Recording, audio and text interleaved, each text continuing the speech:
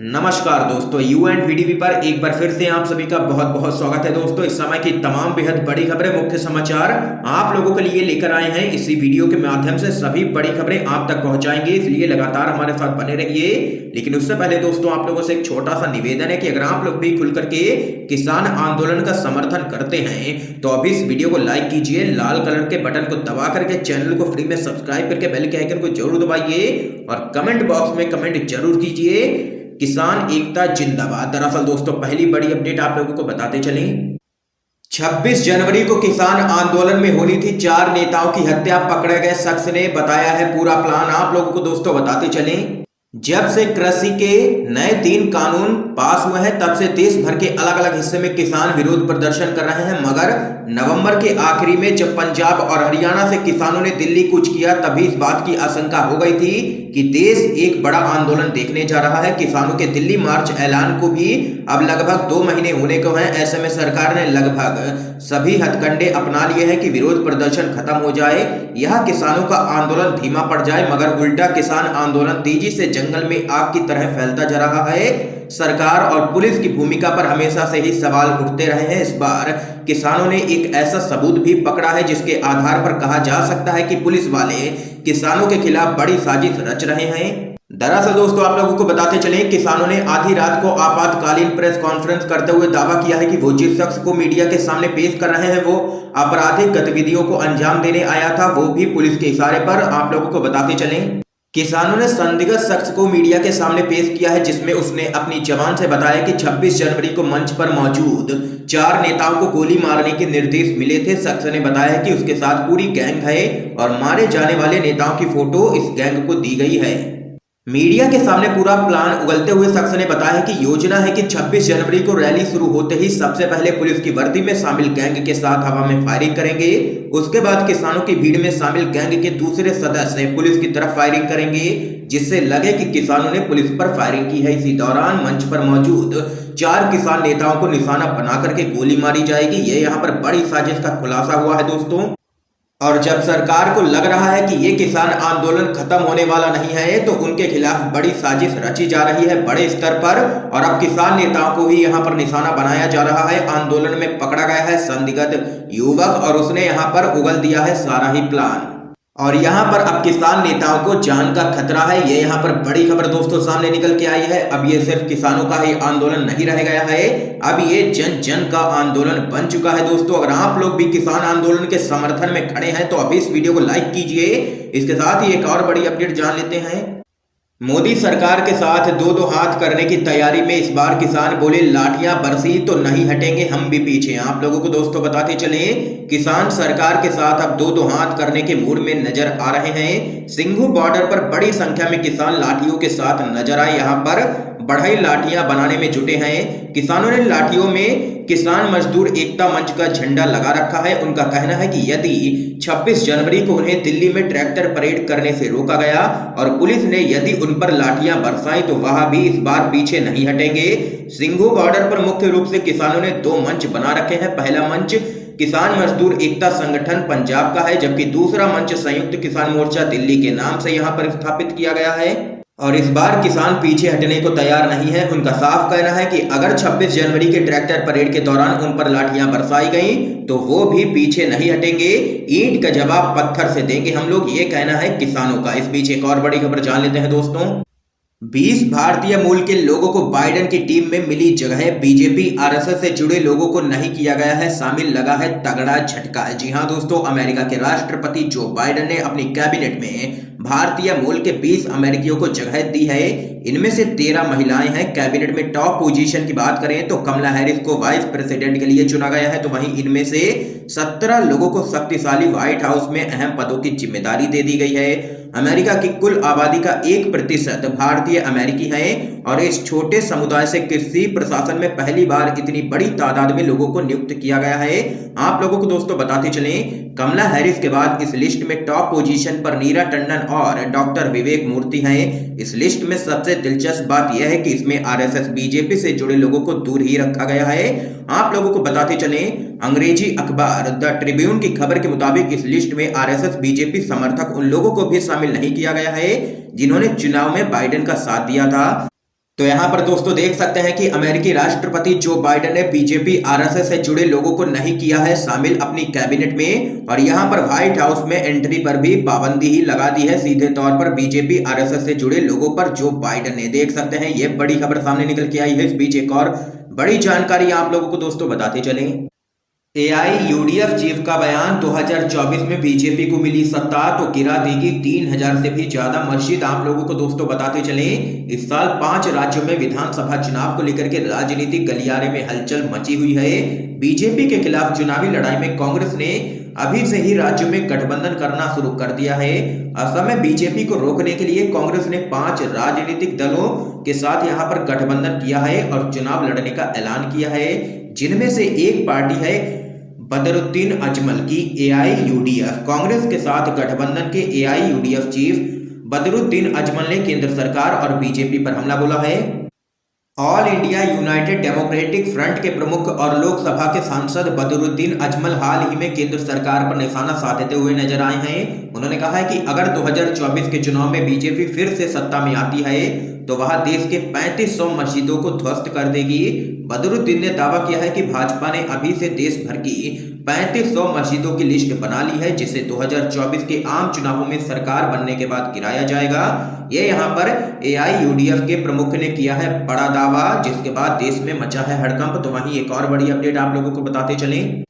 बिहार से दोस्तों बड़ी खबर है। सोशल मीडिया पर टिप्पणी को लेकर के जारी आदेश पर तेजस्वी यादव का नीतीश सरकार को खुला चैलेंज, कहा करके दिखाओ गिरफ्तार। आप लोगों को बताते चले बिहार में सोशल मीडिया पर मंत्री, अधिकारी, विधायक या सांसद के खिलाफ आपत्तिजनक टिप्पणी किए जाने पर सख्त कार्रवाई करने को लेकर के जारी आदेश के बाद अब सियासत शुरू हो गई है और यहां पर लगातार नीतीश सरकार घिरती ही जा रही है। आरजेडी के नेता और पूर्व उप मुख्यमंत्री तेजस्वी यादव ने मुख्यमंत्री को चुनौती देते हुए कहा कि करो गिरफ्तार। बिहार विधानसभा में विपक्ष के नेता तेजस्वी यादव ने अपने आधिकारिक ट्विटर हैंडल से ट्वीट कर मुख्यमंत्री नीतीश कुमार को चुनौती देते हुए लिखा है कि 60 घोटालों के सृजनकर्ता नीतीश कुमार भ्रष्टाचार के भीष्म पितामह, दुर्दांत अपराधियों के संरक्षणकर्ता, अनैतिक और अवैध सरकार के कमजोर मुखिया। बिहार पुलिस शराब बेचती है, अपराधियों को बचाती है, निर्दोषों को फंसाती है। मुख्यमंत्री को चुनौती देता हूं कि अब करो इस आदेश के तहत मुझे गिरफ्तार।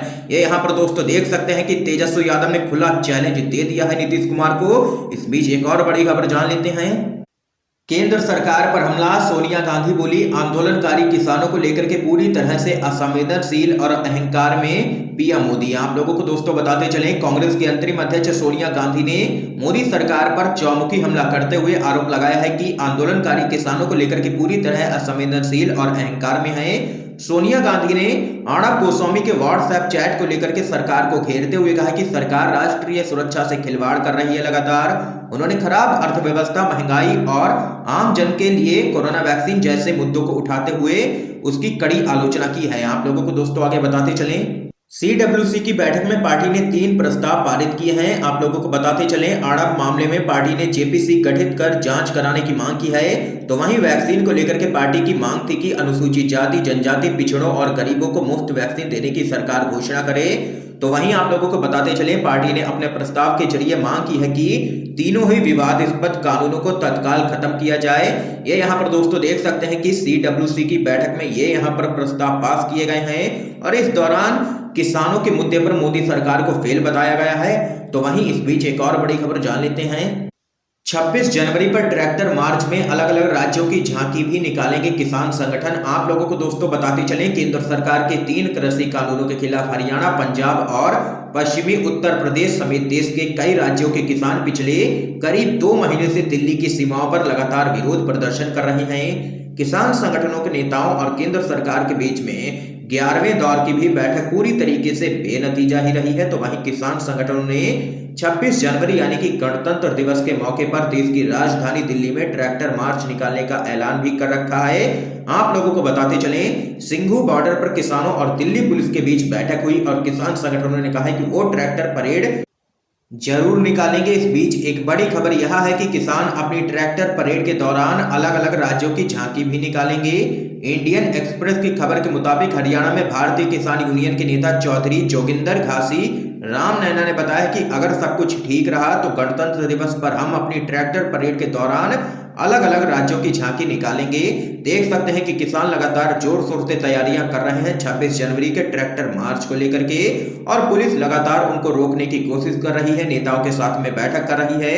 लेकिन किसान नेता भी दो टूक कह चुके हैं कि वो ट्रैक्टर परेड निकाल के ही रहेंगे। तो वहीं इस बीच एक और बड़ी खबर सामने निकल के आ रही है दोस्तों। 26 जनवरी के ट्रैक्टर मार्च के बाद की रणनीति किसानों की तरफ से सामने निकल के आई है। आप लोगों को बताते चलें, 26 जनवरी के ट्रैक्टर परेड के बाद किसान गांव-गांव जाकर के खोलेंगे मोदी सरकार की पोल। जी हां दोस्तों, किसान संगठनों ने पहले राज्यवार फिर राष्ट्रीय स्तर की बैठक करके आगे की रणनीति तय कर ली है। किसान दो मुद्दों पर एकजुट हैं, उन्हें केंद्र सरकार से एमएसपी पर खरीद सुनिश्चित करने और तीनों ही कृषि कानूनों को रद्द करने की गारंटी चाहिए है। किसान संगठनों का कहना है कि वह ना तो सड़क पर बैठने आए हैं और ना ही इन दोनों मांगों से समझौता करके खाली हाथ अपने खेत खलिहानों की तरफ लौटेंगे। तो वहीं दोस्तों आप लोगों को बताते चलें, भव्य परेड की तैयारी देंगे कृषि प्रधान भारत का संदेश। किसानों की एक जिद और भी है, वह दिल्ली की आउटर रिंग रोड पर ट्रैक्टर परेड निकालेंगे। इसके लिए 1 लाख के करीब ट्रैक्टरों को दिल्ली की सीमा तक लाने की तैयारी तेजी से लगातार चल रही है। महिलाओं, बच्चों और कलाकारों के साथ किसानों ने अपनी परेड को भव्य बनाने की रणनीति बनाई है। कार्यक्रम को रंगारंग रखने के अलावा ट्रैक्टरों पर देश के झंडे के साथ किसान का झंडा भी लहराएगा। आंदोलन के लिए पहुंचे हर राज्य के ट्रैक्टर या किसानों की परेड लोगों के आकर्षण का हिस्सा रहेगी। इसके लिए कोऑर्डिनेशन कमेटी वॉलेंटियर्स का चयन, परेड में शामिल किसानों, महिलाओं, युवाओं, बच्चों के लिए जरूरी सुख सुविधा का इंतजाम समेत तमाम बिंदुओं को केंद्र में रख करके किसान संगठन रोड मैप को अंतिम रूप देने में लगातार जुटे हुए हैं। तो वहीं 500 से भी अधिक किसान संगठनों ने इसके लिए पूर्ण समर्थन किया है और सैकड़ों किसान प्रतिनिधि सहमति जता चुके हैं। तो वहीं किसानों ने 26 जनवरी की बाद की रणनीति भी बता दी है। आप लोगों को बताते चलें, किसान नेताओं का कहना है कि 26 जनवरी को ट्रैक्टर परेड निकालने के बाद किसान संगठनों के नेता देश के विभिन्न हिस्सों और गांवों में जाएंगे, किसान रैलियां करेंगे और केंद्र सरकार की पोल खोलेंगे। सरकार किसानों को लड़ाने भिड़ाने, छोटे बड़े किसान की खाई पैदा करने में लगी है। ये यहाँ पर दोस्तों देख सकते हैं, किसानों ने यहाँ पर आगे की रणनीति भी बना ली है। अब मोदी सरकार चौतरफा घिरती हुई जा रही है। इस बीच एक और बड़ी खबर आप लोगों को बताते चलें। कृषि कानूनों पर बोले किसान संगठन, मिठाई में जहर छिपा करके देना चाहती है केंद्र की मोदी सरकार। जी हां दोस्तों, केंद्र सरकार के द्वारा बनाए गए 3 कृषि कानूनों को लेकर के किसान और सरकार के बीच में गतिरोध खत्म होने का नाम नहीं ले रहा है। किसानों का आंदोलन लगभग 2 महीने से लगातार जारी है। हजारों पंजाब और हरियाणा के किसान अभी भी दिल्ली बॉर्डर पर डटे हैं और लगातार देश के तमाम हिस्सों से किसान दिल्ली के लिए कूच कर रहे हैं। तीनों ही कृषि कानूनों को वापस किए जाने की मांग लगातार हो रही है। किसानों का आंदोलन 26 नवंबर को शुरू हुआ था, लेकिन अभी तक 11वें दौर की बातचीत हो चुकी है, लेकिन कोई भी हल नहीं निकल सका है।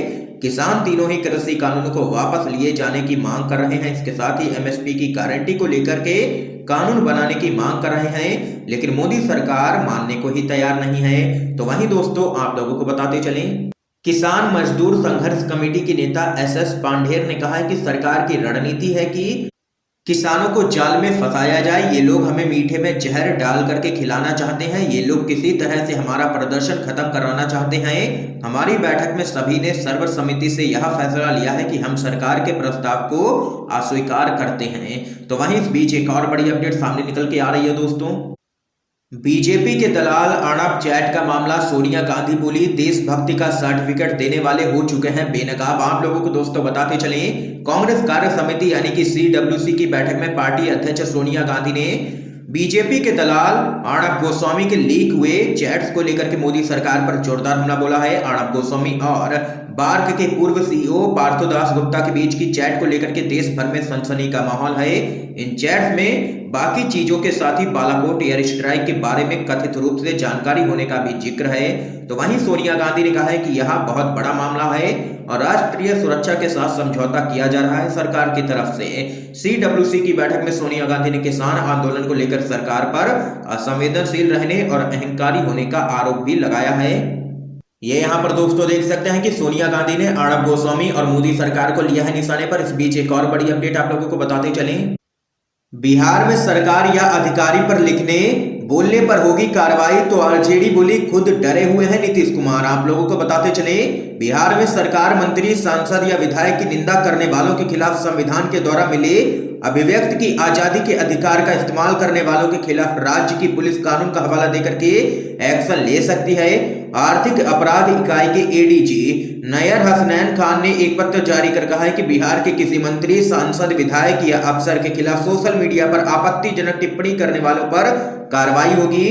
तो वहीं आप लोगों को बताते चले, पुलिस के पत्र पर प्रतिक्रिया देते हुए आरजेडी के नेता मनोज कुमार झा ने कहा है कि हे बिहार सरकार, कहां ले जा रहे हो बिहार को? आलोचना से इतना डर लगता है?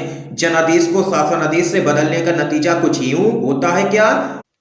ये यहाँ पर दोस्तों आरजेडी ने घेरा है नीतीश कुमार को। इस समय की आज की तमाम बेहद बड़ी खबरें दोस्तों सामने निकल के आई हैं, जो हमने आप लोगों तक दोस्तों पहुंचाई हैं। वीडियो पसंद आए हो तो इस वीडियो को लाइक कीजिए, ज्यादा से ज्यादा इस वीडियो को शेयर कीजिए, ताकि आप सभी के दोस्त भी इन खबरों को जान